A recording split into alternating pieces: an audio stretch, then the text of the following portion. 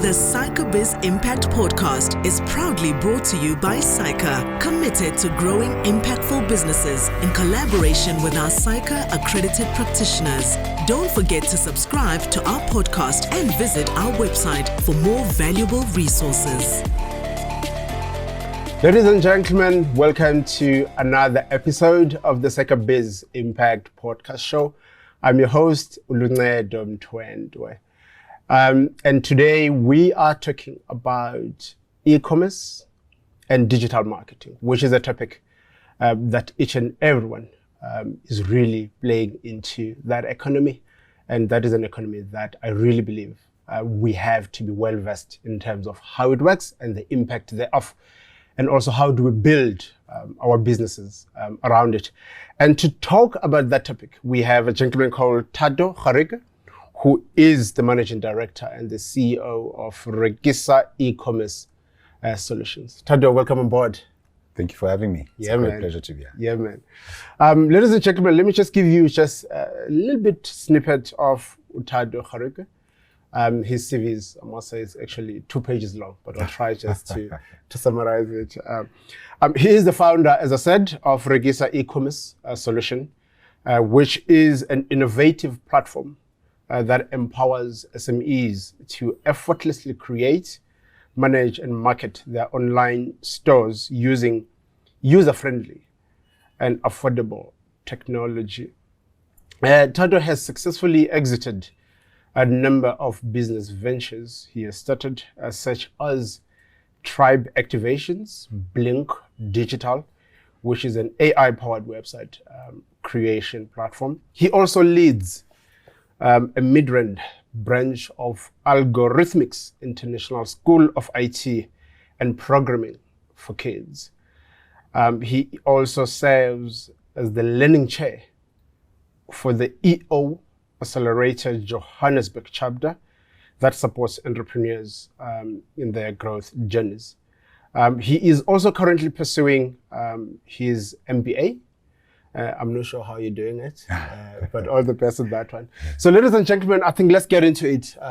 Thato, just to really go back before we get into the topic around e-commerce and digital marketing.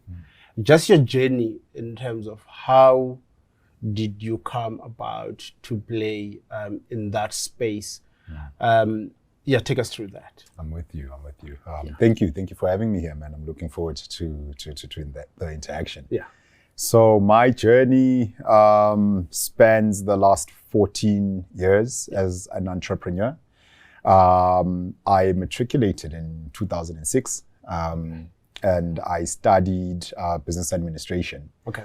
And in that journey, I worked in retail, which initially it was meant to be a side project while I was in campus, but it ended up being a full-time job. And I think the business that I was working for at that time really gave me the confidence to become an entrepreneur. Yep. My first business, I co-founded it, which was Tribe, in 2012. And we were blessed enough to work with people that really supported us along the journey. Yeah. And I exited Tribe in 2019. By the time I exited Tribe, I had the confidence to run a business, to start it, to get the right people, to set up the processes in place, and to really just run with it. Yeah. But how I left Tribe, it wasn't to start this business called Rekisa. How I left Tribe, it was to start a business that was close to my heart at that time. It was a footballing business. The plan was to start a five-a-side football business called Diski 5-on-5. Sure. I met a gentleman. He looks like an Einstein mixed with Mozart. His name is Shukri, and Shukri was my mentor at that time. Shukri is the one that really inspired this technology Thato that you see right now. Yeah. He had so many ideas. He overwhelmed me to a certain extent. I was like, I cannot deal with this guy. But he gave me the confidence, and he's the one who really just introduced me to digital marketing and technology. And together we started Blink Digital, which was way ahead of its time in South Africa, at least. It was the AI website builder.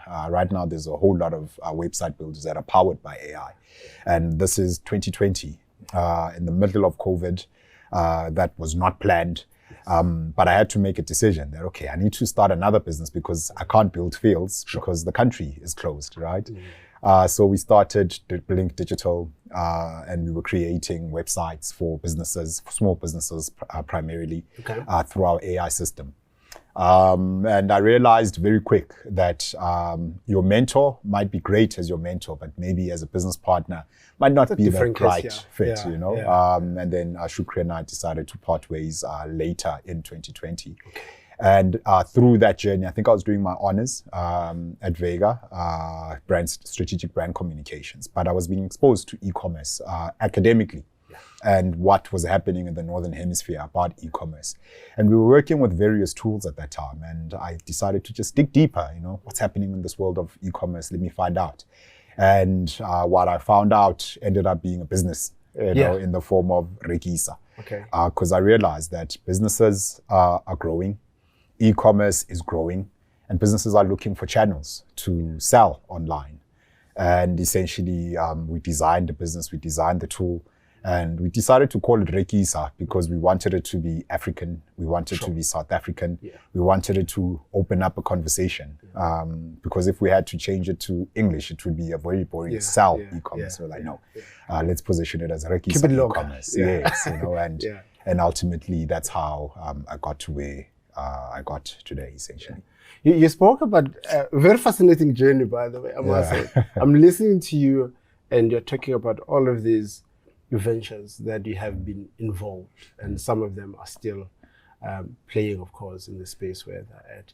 But you also mentioned something as well, that you're doing your honors, you're involved in a business, and currently right now you're a candidate on MPA. You are running your business as well, Rekisa. So how are you managing that? How, in terms of your time allocation? Because I can imagine your business is still new, still below 5 years. It demands a lot of time from you. How are you managing that?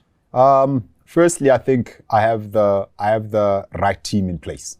All right, where there's a team behind me that enables me to do what I need to do, what I want to do, what I enjoy doing. And that's leading, that's finding solutions, that's thinking strategically, while they do the other elements that are required in the business, right? There's a team that takes care of customer success and sales. There's a team that takes care of marketing. And then ultimately, the most important player in the team is our technology, because it's cloud-based. And the term is called SaaS, which stands for software as a service. And the software is the one that does the heavy lifting. Without the software, we don't have the business, right?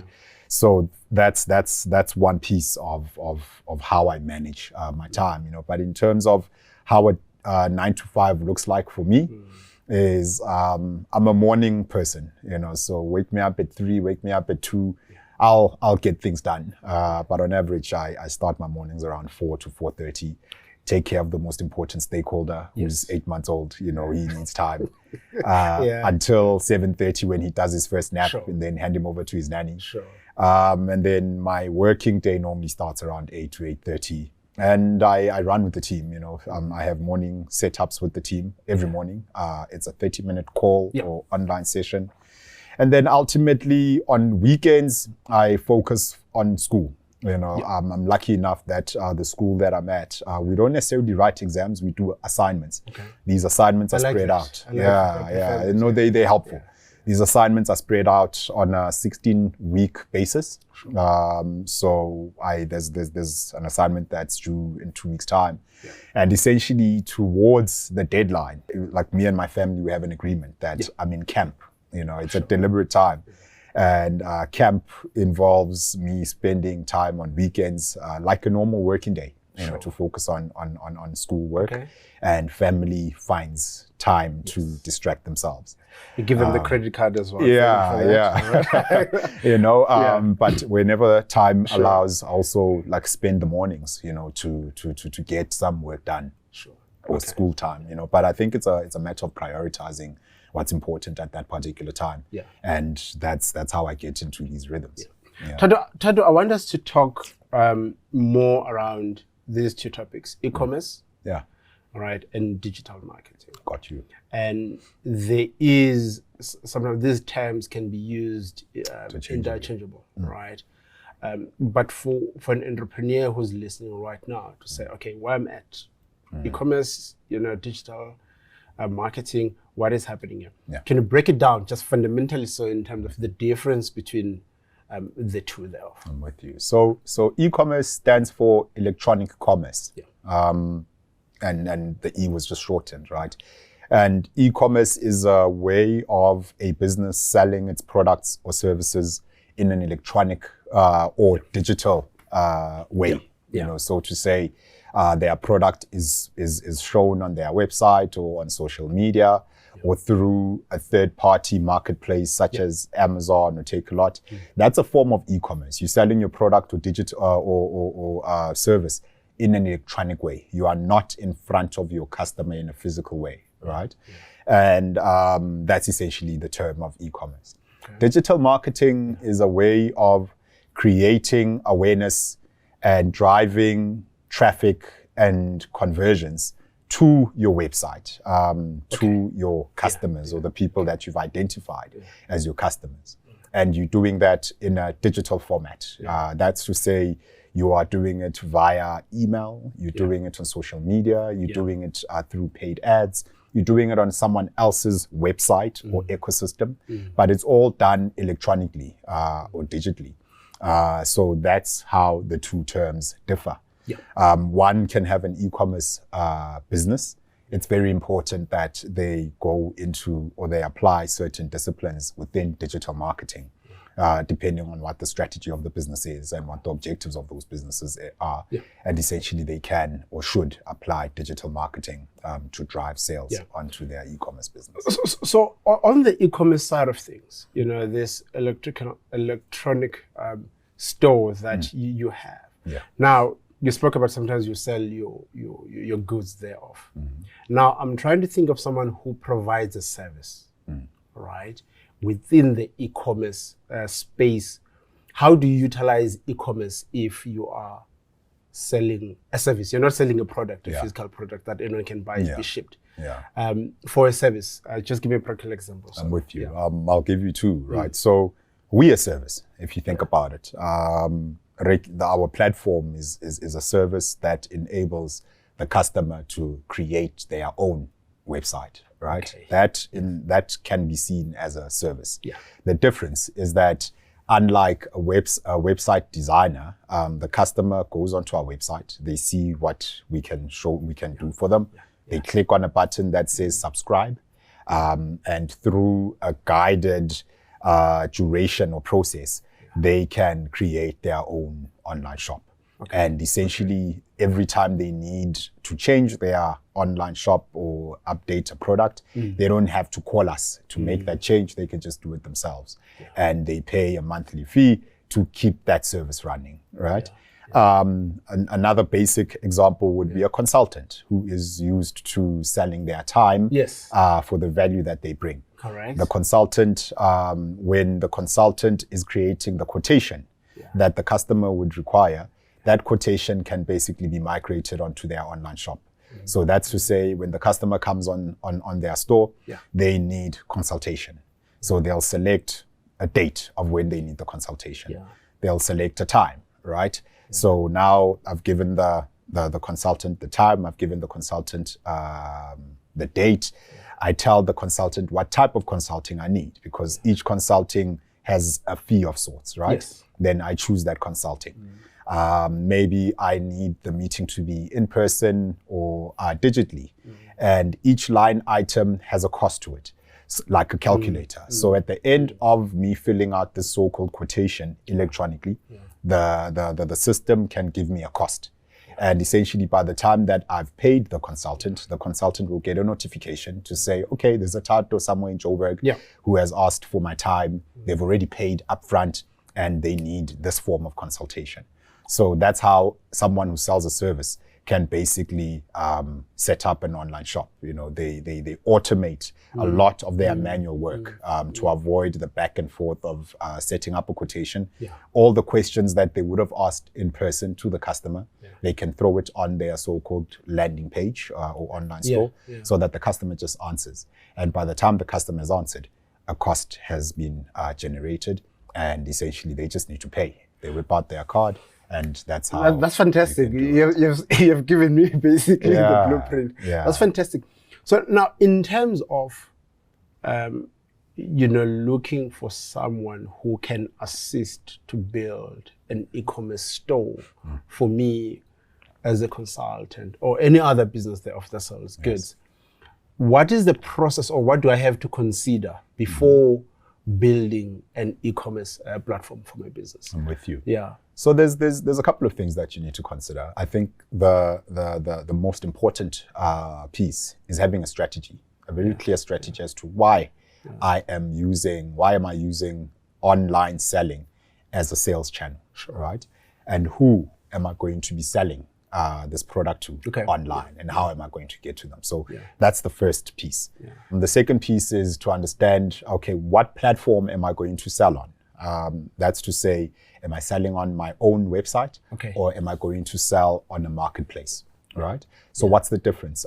If I sell on my own site, that's my own website that has my name, it has my website address, and people will be speaking to me and my team directly. If I sell on a marketplace, that's to say, I am selling my products through someone else's website. They've already built the brand, the traffic, an established brand that has its own customers. But depending on the strategy, there's different results. Selling on my own website means I own the customer journey from start to end, and I also have the customer data. If I sell on a marketplace, that data does not belong to me. It belongs to the marketplace, right? And the marketplace is the one that makes the order on behalf of their customer.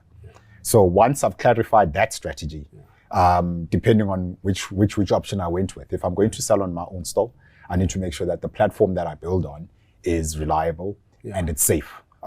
We hear a lot of stories of data breach, cybercrime that happens. So you need to make sure that you're building on a platform that is user-friendly, assuming that I'm going to be doing it myself, right? The platform needs to be user-friendly. It needs to be easily understandable.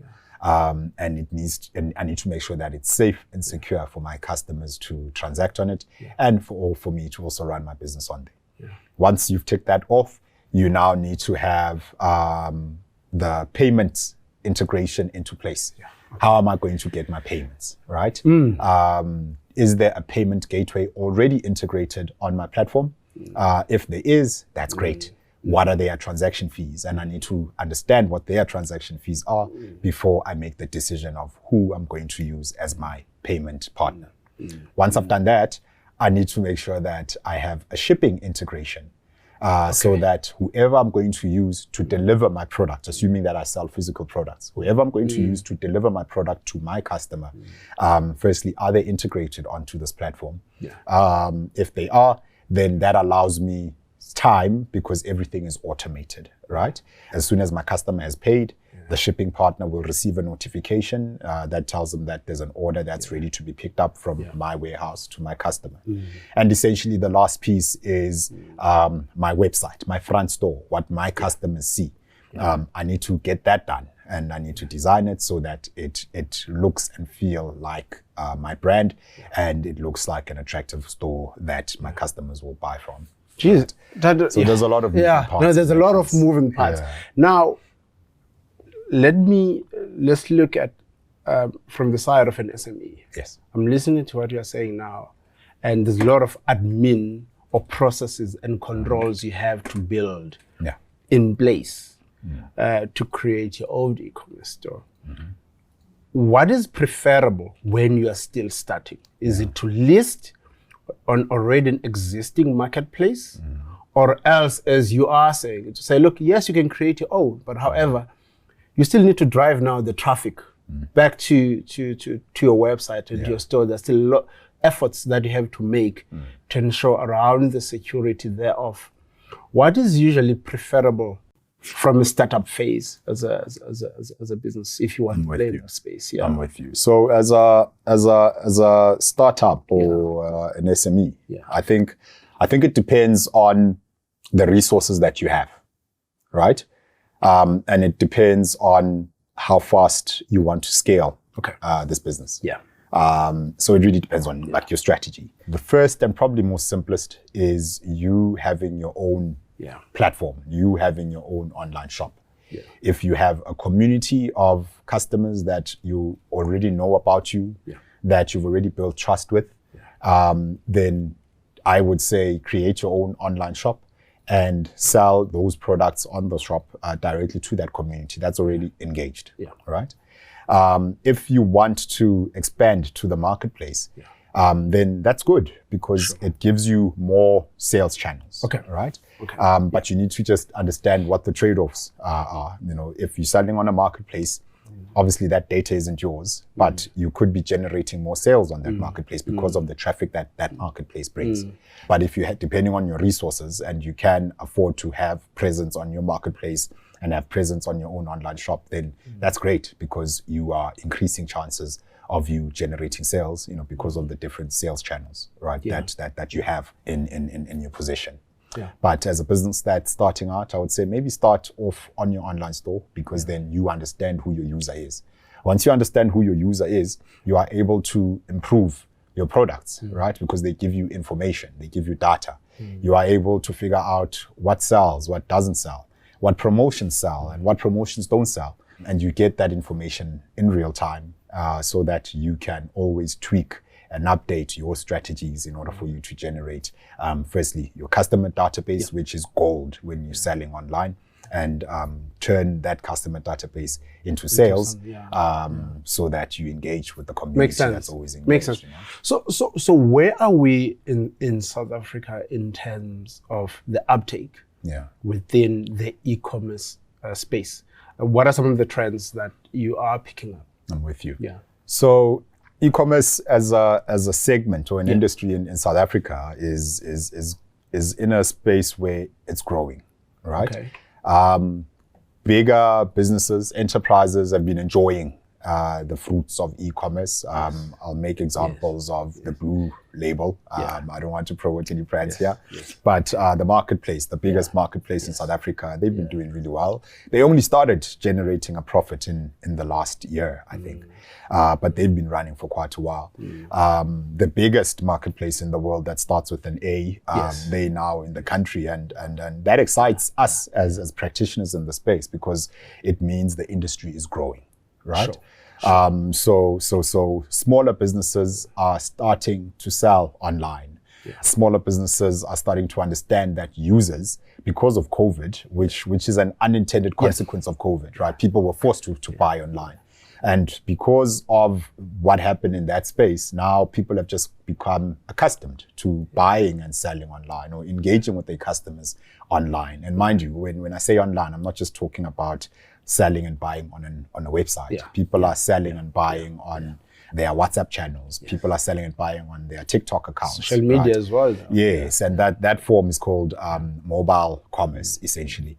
And people are transacting on their phones, on the go. So as a trend in SA, the industry and the segment in its essence is growing, you know, because people are becoming more and more trustworthy of these e-commerce platforms. But on the flip side of that, the guys that are causing harm, the fraudsters to say, they're also getting more and more sophisticated. Right? I constantly, just yesterday, there's a client of mine that sent me an article that's completely unrelated to what we provide. And I had to, settle them to be like, if we're hosting on a cloud and it's safe and secure, so you okay. So the industry is growing. Customer habits and preferences are changing. Customers are preferring to purchase things online. I mean, buying things offline will always be there, and 80% of commerce is still happening offline. But that is really changing drastically. What we are experiencing now will probably be very different when in 10, 15 years time, because the generation that's coming in is a generation that's used to it. They don't know a world where they don't buy anything online. Everything is happening digital now. Now, if you said, look, it's a growing segment, an industry thereof, and small businesses, if they don't uptake or get into this moving train, they'll be left behind. Now, I want to start my own e-commerce store as a small business owner. Do I go to a person who just normally designs the websites, right? Or else there are people that specialize on creating this? Because remember, someone can say, I can develop a website, Yes. all right? But now we need to plug in the e-commerce side of things. You spoke about security, you spoke about delivery, you spoke about all of these things now that usually come in. Yeah. Where do I go as a small business person if I want to create an e-commerce? Of course, I'll come to Rekisa as well. But just generally, where shall the SME owners go to? I'm with you. The business owners have different routes that they can take to get this done. The first one, which is probably the most traditional, is they would engage with a website designer, or they would engage with a website developer. Okay. Right. It's important to understand that those two roles are very different. A developer normally works in the background and they help you with your integrations. Okay. A designer normally works in the front where they help you with the design, the look and feel of your store. Yeah. A lot of the times in the industry, you find that you have a designer that might be strong with design, but not necessarily strong with integration. And the other way around, guy who might be interested or specialized in integrations, but not necessarily specialized in the front store. Yeah. And if you go that route, best believe you will be paying per hour or per project. Every time you need a change, they will charge you, right? That's the first option, the oldest option. The second option is to go to a platform that has the entire system already set up for you. That's to say you come to Rekisa or businesses that compete with Rekisa in the same industry. These businesses are traditionally, we are a cloud solution where we say to you, we have everything you need to set up your online business. You load your products and this is how you do it. You set up your payment and this is how you do it. You set up your shipping strategy and this is how you do it. This is your website. This is how it can look like. Once you are done, unlike the designer, you don't pay us a once-off fee. You pay us a monthly subscription fee to keep the system running for you, right? And then the third option is, of course, going to the marketplace where you just give them your products and they just load your products as you would if you went to a supermarket. Your product is on the shelf and they showcase your product to their customers in and amongst all the other products they sell on their marketplace. So those are the three routes that you can take as a business owner. And each route really has its own trade-off that you need to deal with. But ultimately, I think the route to least resistance would be the one where everything is already set up for you, because then you don't have to worry about the technical bits. Your focus is to run your business, drive the traffic to come to your website while all the technical bits are covered and they're taken care of for you. Talk about driving the traffic to the website or to your store.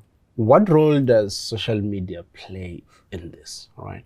Because someone can say, but I already have social media. I buy things on social media, that's fine, but the importance there of integrating social media into this, the importance of it.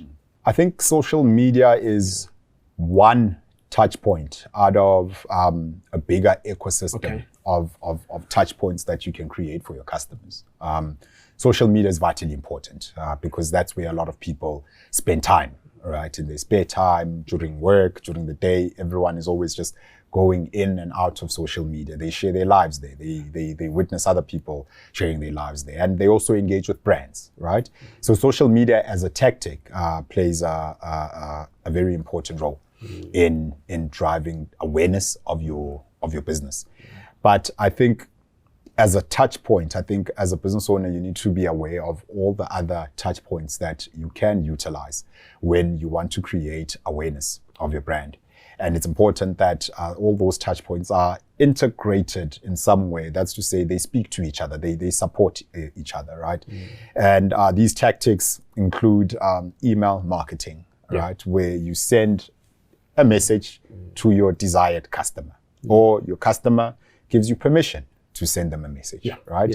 That's the first touch point. And it's some people believe in email marketing only, and they don't want to do these other touch points, and it's okay. I'm not here to say this one works, this one doesn't work. I think it's important to have a strategy that has different touch points because the journey to the customer works differently. So I think email marketing is a touch point. Paid advertising, where you pay a Google or you pay a Meta platform to show your adverts to your customers, that's a touch point. Social media in its essence through social media marketing, that's a third touch point where you create your messaging to your own followers or your customers, and essentially you build a relationship with them in that way, right? The fourth touch point would be a very technical term called SEO, and that is to make it in simple terms, it's how your business lists in the library called Google or Bing or search engines, right? So if you had to consider your website and all information that you had to create being on the library, right? You need to make sure that your book or your articles are easily findable by your audience or by your customers in this library, because that's what search engines are. They work like a library. So it's important that you have different touch points for your customers to engage with you, not only social media, although social media does play a very big part. I think it's really important that like you have different touch points for your customers. This talks to the heart of digital marketing. With what you just summarized. Now, with all of these, touch points you've spoken about, social media, how do you really get to measure now your return on investment with some of the digital marketing, actions that you have started as a business? Because it's one of those things where you've said, yes, you have used search engine optimizations, you've used emails, advertised. Your return on investment, how do you measure that? Sure, that's a very broad question with broad answers, right? But I think without being too technical, I'll try to explain it as easily as I can. First and foremost, you need to understand what your customer journey looks like, right? There's a term for it. It's called the sales funnel. I'll use customer journey as an example. And basically what that means is, in layman terms, for businesses that sell online and businesses that sell offline, we all have a customer journey. I know that if I've opened my shop at a shopping center, not everyone who walks past the shop is going to be my buyer. Not everyone who comes into the shop is going to be my buyer, right? So now imagine you are at the shopping mall or at an office park and people are walking past your shop. And let's say within 1 hour, 10 people came into your shop, right? So 100 people walked past the shop and they just saw the shop. That's top of the funnel, right? And then of the 100 people that saw your shop as they were walking past, only 10 of them walked into the shop, right? Now we are in the middle of the funnel. That's to say you engaging with them, right? You getting them to try on your clothes if you're selling clothes or sample your perfume. And of that 10, you're talking to them, you're telling them who you've worked with, you're showing them the items that you sell, you're telling them how great you are, you're engaging with the customer, right? You're giving them a sample, but they haven't become your customers yet. They still need to buy, right? So now there's 10 of them. And let's say of that 10, only 2 of them buy. Only 2 will buy. Right? 1 or 2 will buy. That's the funnel, right? And essentially 2 of them became your customers. So after you've made the sale to 2 of them, you will say, okay, 2 customers of the 10 people that came in, only 2 of them bought. What's my return? That means my return is 20%, because I say 2 divided by the 10 that came, that gives me 20%. I'm not an accountant, but 2 divided by 10 is 20%. So that's my conversion rate, right? If I only limit my conversion rate from the people that came in to the people that bought. So selling online works in similar fashion. I advertise my business on email and I send my email to 10 people and only 1 of them buys. That means my return on investment on that email that I sent is 10%. Right? So that's why I was like, it's a broad question with broad answers. But depending on what the strategy of the business is, how much they've invested in that particular task and how much they expect to make from that initial task, that's how they calculate their ROI, right? So if I spent 1,000 Rand running adverts on Meta or on Google search, and that 1,000 Rands got 100,000 people to see the advert. Of the 100,000 people, 100 of them clicked on the advert that took them to my website, right? There's a conversion rate there that I'm chasing, depending again on what I'm looking for. Of that 100 people that gave me their email addresses or came to my website, 50 of them only buy, then I will say, okay, what was the ratio of the people that came in versus the people that bought? then that's how I work out my return on investment on that front in terms of the sales. If I'm looking to see how am I converting a stranger, right, the 100,000 all the way to the sale, and there's only 1% of them that bought, then that's my return on investment if I consider everything, right? So there's different metrics that you have to follow, but I think the most basic one is how many people have I spoken to? On which platform did I speak to them on? Of the people that I spoke to, how many of them converted? How many of them gave me their email address as an example, if that's a conversion I'm following? How many of them bought or became a customer, if that's the conversion that I'm following, right? That's probably the most simplest way to actually do it. You know, it all depends on what that customer I'm learning quite a lot, because at the end of the day, whenever a person is about to invest on something, at the end of the day, they just want to generate money. Yes. Right. Now, what are some of the common challenges or the mistakes that people do before they get either into the e-commerce side or just the digital marketing side of things that they usually do? Because remember, they're not well informed, as you are telling me now, to say, look, your return on investment will work like this, right? Some other people will make so many mistakes in that process, assuming thereof. But what are some of the common challenges that you have picked up with businesses when they're about to embark on this journey? I'm with you. I think there's a couple. We even wrote an article about this. I think the biggest challenge is not having a clear strategy on how they're going to get to their market. There's an assumption or misconception that once the website is up or once the online store is up, people are just going to come. And unfortunately, that's not correct. The setting up of the online store is the very start of the job, right? Once you've set up the online shop, you need to have a strategy on how you're going to get to your customers. And once you know how you're going to get to them, you need to have a strategy of how you're going to talk to them. How are you going to bring them to your website or your online shop? So we picked up that a lot of our clients or people that are just interested to play in the space, they never have a clear strategy as to what their go-to-market strategy is. That's the first piece. Some of them have infrastructural challenges. They want to sell, but they don't have enough inventory. But I think that's their business. That's how they've set up their business. So if I had to limit it to online selling, I think a lack of a clear strategy, a lack of a clear sales strategy. In terms of, okay, now I have the people. Now how am I going to convert them, right? And they don't understand pricing strategies and different ways to price their product. When do you offer a discount? When do you not offer a discount? When do you upsell so that you increase your basket value? When do you cross-sell so that you push more inventory out? But I mean, I'm digging deeper now, right? If I had to just move back slightly, I think a lack of understanding on how I'm going to get to my customers. And also there's a lack of understanding as to who my customers are, right? I sell shoes. And in my head, I'm like, I'm going to sell these shoes, but I can't clearly define who my customers are.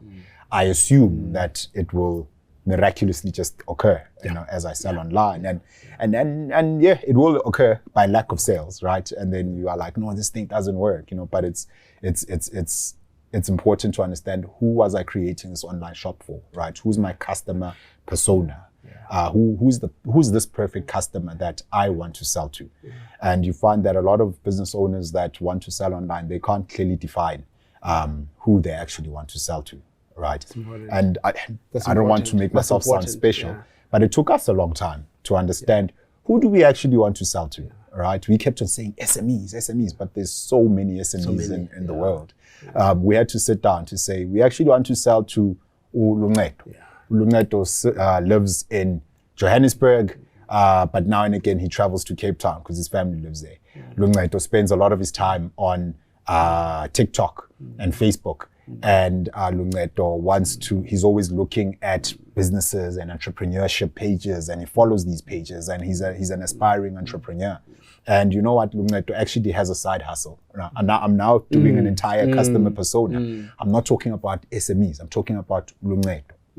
And Luncedo happens to sell t-shirts. So now Luncedo is a representation of 10 million other Luncedos who sell t-shirts and have aspirations of selling these t-shirts online.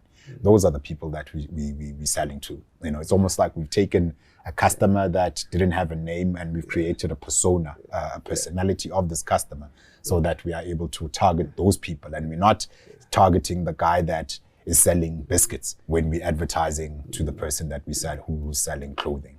You know? That's important, because you're really talking about, it's really about planning and also the importance of strategy in place before you go or you invest heavily. You need to understand or to have a clear strategy thereof. Yeah. So talk to me about the importance thereof of strategy within the digital marketing space or the digital market space. There's so much competition. Everyone is online. Of course. Everyone is selling. Yeah. Right? What strategies can you share with our viewers in terms of these are some of the key strategies that you can consider just to make you stand out from the rest of the competition that is out there? Yeah, I'm with you. I think strategy does play a very big part in any business, you know, but a very big part in online, right? Because remember what I mentioned earlier, that you need to have a clear understanding of how you're going to get to your customers. A big strategy that we always tell our customers about is taking the stance of educating your customers. Why? Because educating your customers gives you so much room to play around with, as opposed to just saying, hi, I am selling this, I'll give you 10%, 50%, right? But there's different tactics here. Let me talk about the education one. I believe that when you educate someone, when you educate them on how to use your product, when you educate them how to navigate around whatever industry that you work in, you empower them. When you empower them, they trust you. When they trust you, you are the first person that comes to mind when they are ready to buy, right? And when they've bought, they now know how to use your product, right? And when they're ready to buy again, they'll come back to you. Even better, they'll tell someone else that, hey man, you want to create an online store? Okay, cool. Call that guy, you know, or go to this website, you know. I genuinely believe that education is quite powerful, you know, because you are helping enlighten the user. That's the person that could become your customer. That's one tactic. The second tactic is to sell using discounts, right? That's to say aggressive pricing. The big, I won't mention the name, but the big Chinese marketplace that recently came to the country, they use a lot of aggressive pricing. You know, that's to say they undercut the existing players, right? And there's nothing wrong with that strategy, but you need to have resources to compete on a pricing point of view. Because if I say, I'll sell you my product for 100 Rand, and then Luncedo says, I'll sell it to you for 50 Rand, then Luncedo better have resources to keep up, you know, with that pricing. The pricing strategy is a limited one, you know, because you're competing on price, and the customer will always go for a bargain, right? And they don't care about your value proposition. The third strategy is to be a cost leader, right? That's to say you manage your costs very well, and you can afford to sell at a lower fee. And if the customer wants more features, then you can always add on top of that, right? But I believe that depending on who you are selling to, your strategies need to be very clear. You know, do you want to differentiate yourself? You know, education being a very good differentiator. Or do you want to offer sales and discounts and promotions, which is a pricing strategy? Or do you want to offer cost leadership, where people know that that's best quality at the best cost, I'm going to go there, you know, and you manage your resources quite tightly. Each strategy will lead you to your customer, as long as you have a plan and you know what that plan is. A lot of the times is we don't really have a plan, and we just go and we deal with whatever is coming in a reactive way.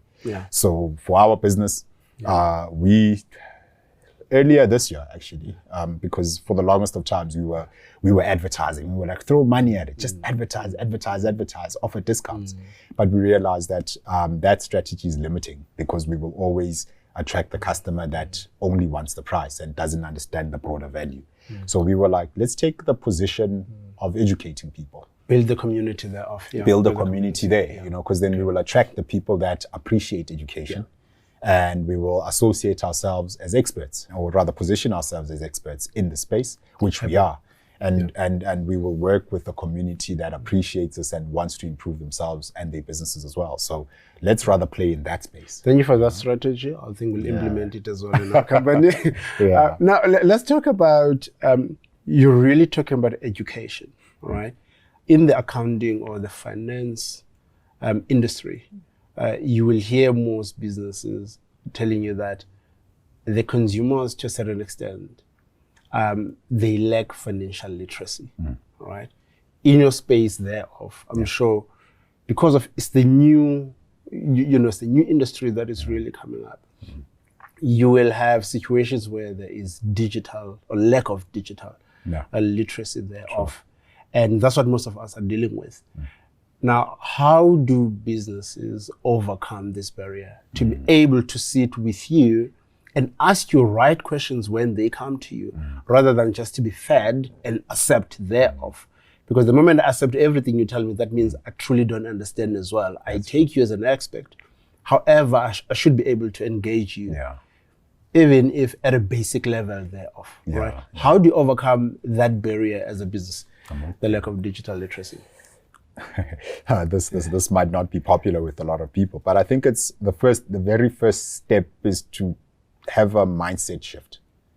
That's to say, you need to be willing to learn. You don't have to be the expert, but you need to be willing to at least understand the concepts and understand what the concepts mean for your business. A lot of the times we deal with a lot of business owners that are like, no, that's my IT person, right? Or that's my I'm not involved that much. I'm not involved. There's a big ignorance point there, you know, and I think firstly, that needs to change. I think there's a big mindset shift that needs to occur within the business owner at that time to say, I am going to invest my money in running an online shop. I need to at least know who I'm creating this thing for, first and foremost. Once I've known that, or at least I have a broad understanding of it, I need to understand what other tactics that I can employ to get to this person, right? We spoke about social media, paid ads, SEO, email. We spoke about these things. And I need to be, now once I understand the different tactics that are available to me, I need to have an open mind and willingness to test, right? And funny enough, I never used to be this person. From my previous life, you know, I was also that person, like, nah, that's the IT guy, right? So I had to change my mindset very, very fast. And I had to have a willingness to learn and to test. And that's what selling online presents to us. It presents an opportunity to learn as fast as possible. And there's so much content out there. You just go onto YouTube and there are people that generating content. You go onto online schools or online academies and there are people that are creating courses that are very easy and fast to consume, right? 30-minute video. There's people that are doing the whole thing in 15 minutes, you know, and you need to be willing to consume that content. But most importantly, I think you need to be willing to execute it. If you have a team behind you, then create a culture of learning in your team where you say, you are responsible for this thing and I need you to do this thing. But even as the CEO or the business owner, you still need to have an idea of how it works so that when someone says, yes, I did it, you can, by virtue of just looking, you can see how well or how bad they did it, you know? So I think the mindset shift, the openness to learning and to testing, and to take the data, the information that comes from that, improve it and apply again, you know, is very, very important. Do you have some of the success stories? Because with what you're saying, it's so that everyone has been, they've had that digital literacy on their side. Yes. Do you have some success stories or practical examples where you can say, you know, we took this journey with this particular entrepreneur from where there was just more at the beginning, but now that also talks to the importance of, you know, adopting e-commerce, adopting digital marketing. Some of the success stories that you can share with us. Can I mention my clients here? Okay, sure. So we have a handful of clients that have been doing their own digital marketing in their own way. right? Some of them do social media posts, and they only engage on social media, right? And they happen to have a big following and created trust there, right? And they engage with their customers. Every time their customers respond, to them, to the posts, they always responding back, right? And there's a strategy there, and it works for them. We've had clients that have collaborated with affiliates, that's to say other people that promote their brands, and they've done it exceptionally well, where they collaborate with big brands and they show these collaborations with the big brands on their website, and that gives them a lot of credibility, right? They own their expertise, they own their niche, and they lead with that, right? Again, on social media. We've had clients that began from having a form that they created on Google Forms, right? This is a real life example now. She sells training courses in the oil space. She came to us last year. She says, I need help. I need help with generating leads and customers online. And when we checked what she had a website, which is lovely. And we're like, how do you get your customers? She's like, no, I just send them this form, right? And they fill out the form. After they filled out the form, then she calls them. After she's called them, she sends them a quotation, and it's a back and forth, right, until they've paid. And we're like, okay. So where we started was we helped her to understand her sales funnel, her customer journey. Once she understood the customer journey, we took the strategy of educate your customers. You're already educating them, but take pieces of the education and talk about it on email, talk about it on social media, so that people can be encouraged to sign up for the bigger course, right? After we did that, we created, this was an unintended consequence. We happened to create her CRM. Because she didn't have a CRM where she had data of all her customers. She had her customers' details on her WhatsApp, and that's where it lived. But she didn't know who each customer is in terms of how often do they buy, what courses do they buy. So we created a CRM for her. And instead of getting customers to just call and send a quotation to, we took the courses and we created an online shop of the courses. And now her customers, instead of calling her or going to WhatsApp and sending a message, they just go to her online shop. Once they are in the online shop, they can see the course and they can purchase the course. The next level is to take the online shops and not the online shop, but the educational content, not just run with them offline as workshops, but we're helping her to build her learning management system. That's to say, record all the courses once and then load them on your online school so that you can sell these courses even when you're sleeping. You can sell them and run them, and they don't need you to be physically there, right? And now we've opened up a new revenue channel for her, where she can sell these courses offline or online. So that's super amazing. These are just examples of how we've helped our customers. I mean, look, there you go global from there, because it's no longer only local now. You have access to even international, consumers. What are some of the affordable digital platforms that an SME can use either to drive their digital presence online or to drive their sales? So that someone, when they listen to this podcast, they can say, okay, fine, for me, this is what I'm going to do. This is where I'm going to go to drive my presence and sales. So I'll explain what we did from the time we didn't have a cent to like our business, to now when we have some budget, to spend on other tools. The first place we started was a website. Do people still use website though? They do. Okay. They do. I'm a big fan of different sales channels, but I still think having a landing page or a website still plays a part, right? Okay. So we created a one-pager on WordPress at that time. WordPress is a free platform to create a website, right? But you need to understand how to navigate it. But if you don't have a cent, it's the perfect place to go because it's free and it's in its essence. So for a website, having a WhatsApp business page or business number is probably the most important, right? Because you are taking it away from you as a human being, and you have a WhatsApp number that's listed as Rekisa.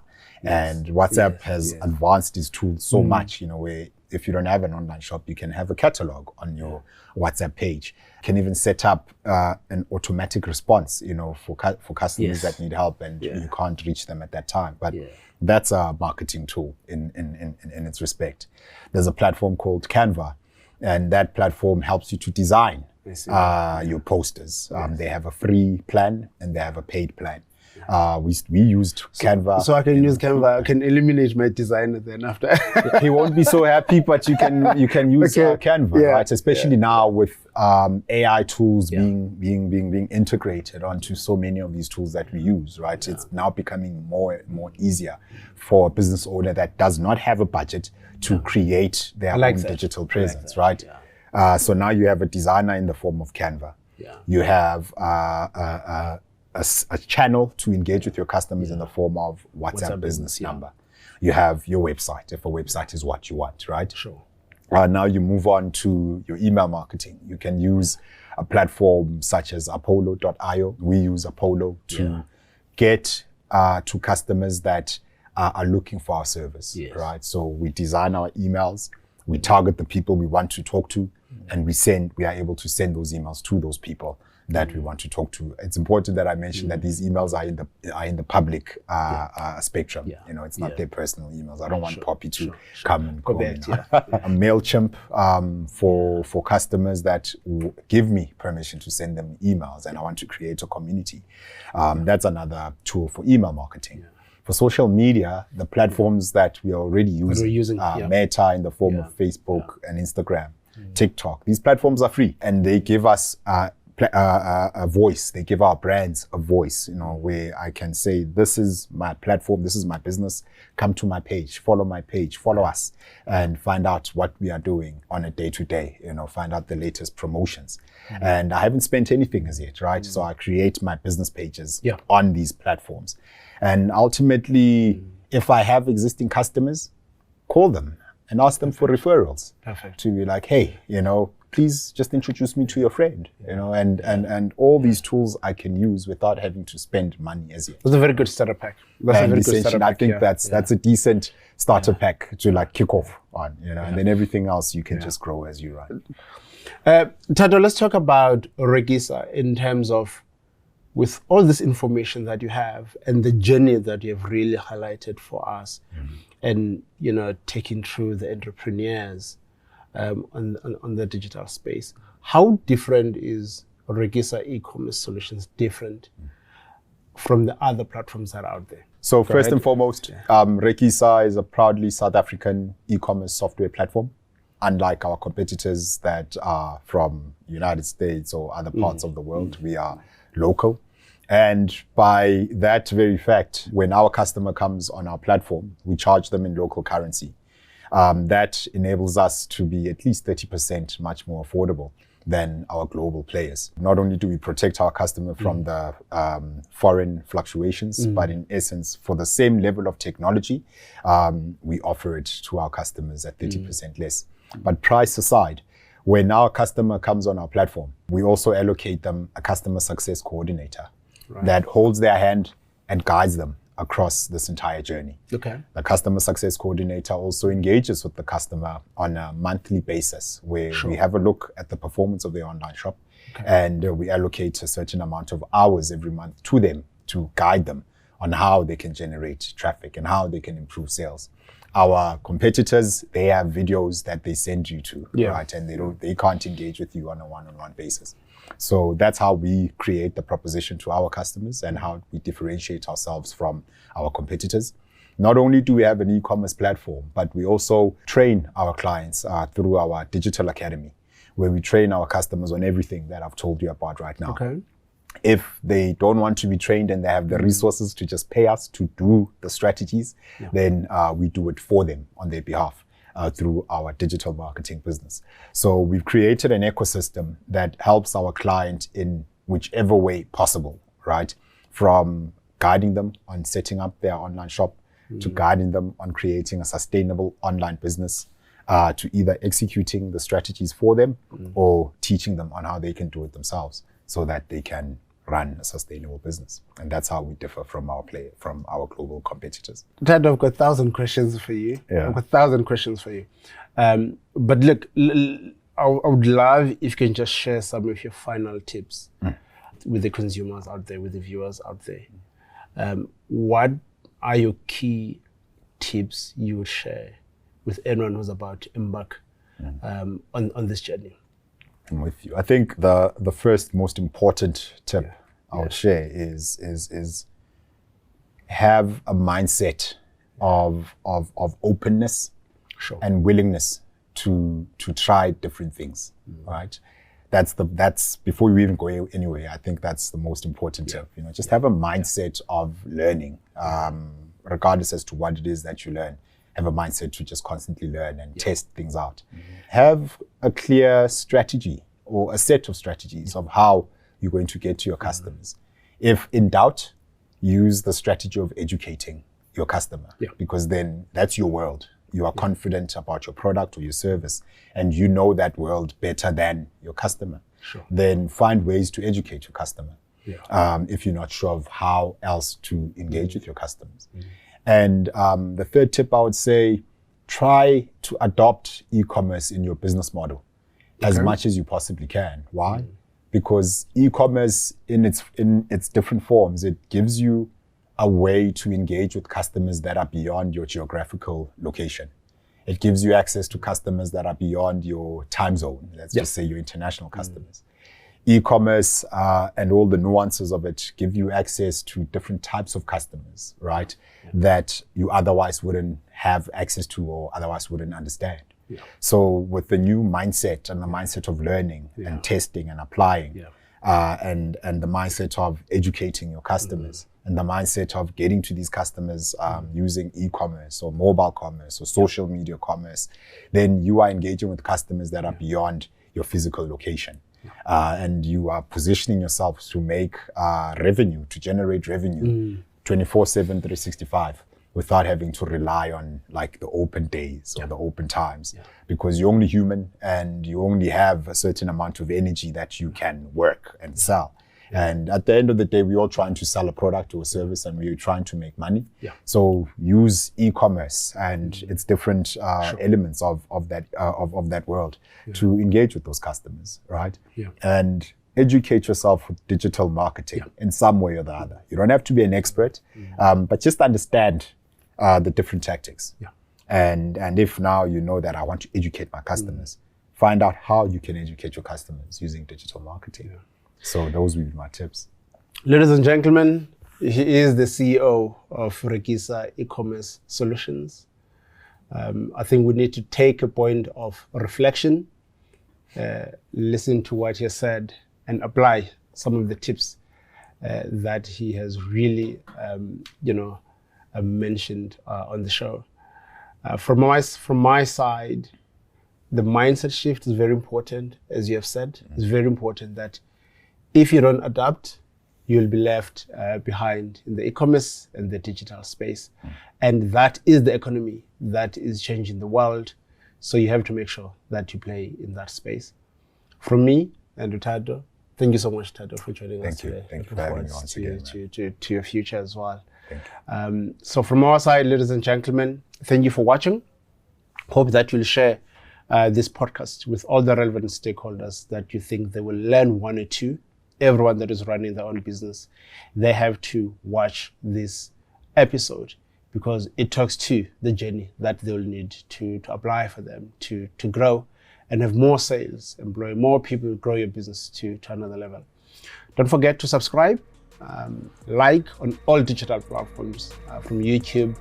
We're also on Spotify as well Cyca website. Please check us out. See you in the next one.